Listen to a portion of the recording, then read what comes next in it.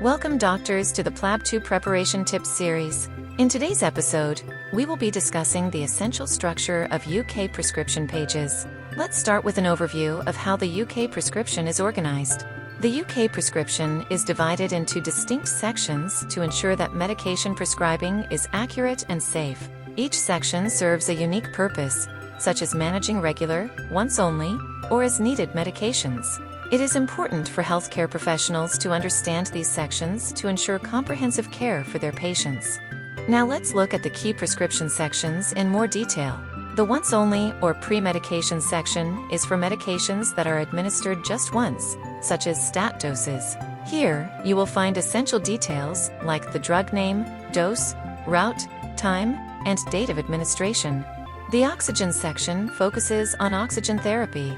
It includes important parameters like the target oxygen saturation, device type, flow rate, and whether the oxygen is continuous or PRN, as needed.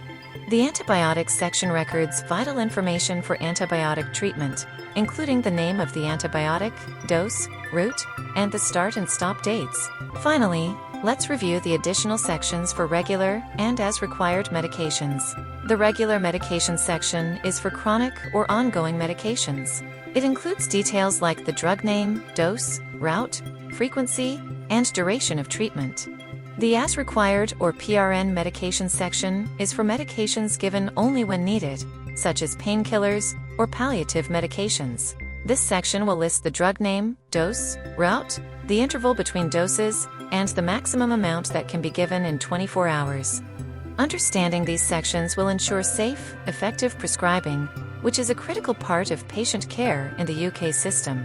Now, we'll be looking at the key fields on page 1, which are crucial for patient safety and ensuring correct documentation.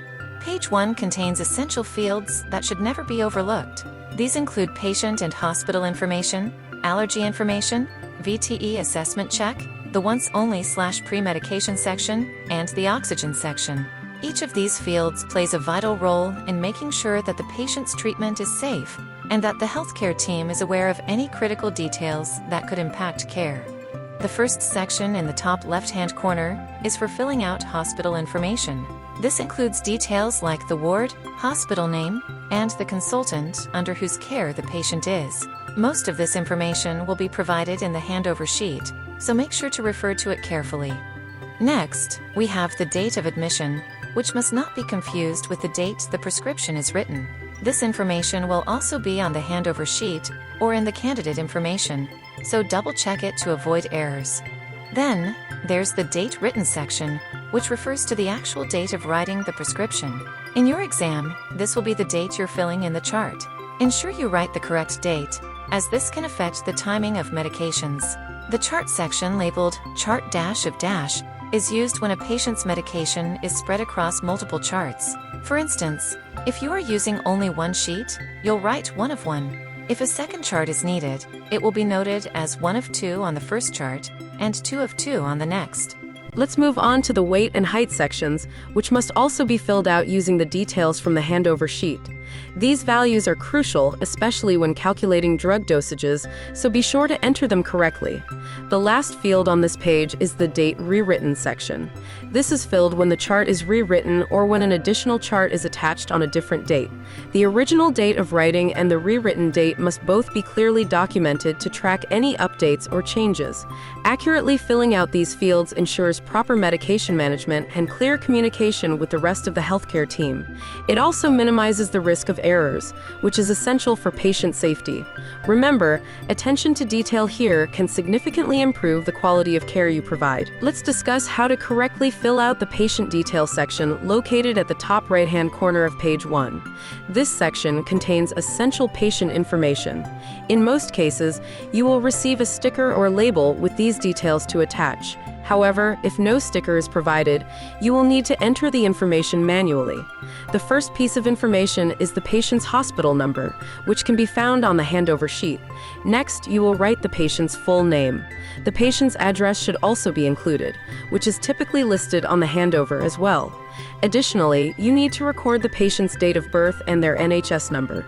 All this information will most likely be found in the handover sheet, so be sure to refer to it for accuracy. In the upper half of the body of the first page of the prescription form, we record important clinical details like venous thromboembolism, or VTE assessment, allergy information, and any infections caused by superbugs, such as Clostridium difficile, methicillin-resistant Staphylococcus aureus, or MRSA, and infections with methicillin-susceptible Staphylococcus aureus, known as MSSA.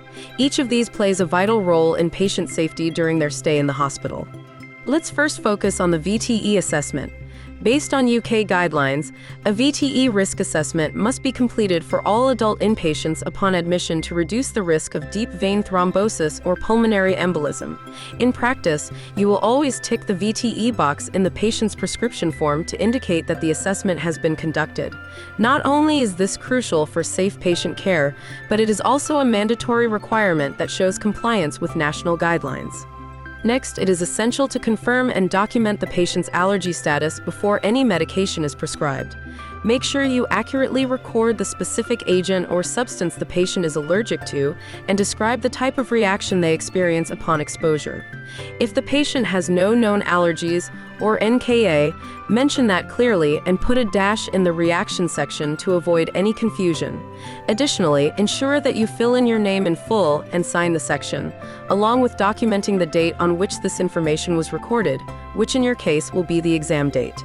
Finally, let's talk about documenting infections, especially with superbugs like Clostridium difficile and MRSA, or infections with MSSA. Make sure any history of these infections is recorded on the first page of the patient's prescription form. These infections pose significant risks, especially in hospitals, and must be carefully monitored and managed to prevent further spread. Accurate and comprehensive documentation in these areas ensures patient safety and helps maintain the high standards expected in UK healthcare settings. Thank you for joining us today. We hope this session helped you gain a clearer understanding on how to fill the patient and hospital information on page 1 effectively. Stay tuned for our next episode, where we will dive deeper into advanced tips on how to write medications and safe prescriptions. We'll cover more scenarios to ensure you're fully equipped for the PLAB 2 exam. Don't miss it. We look forward to seeing you in the next episode. Please like and subscribe to TuringMedSchool. Good luck with your preparation.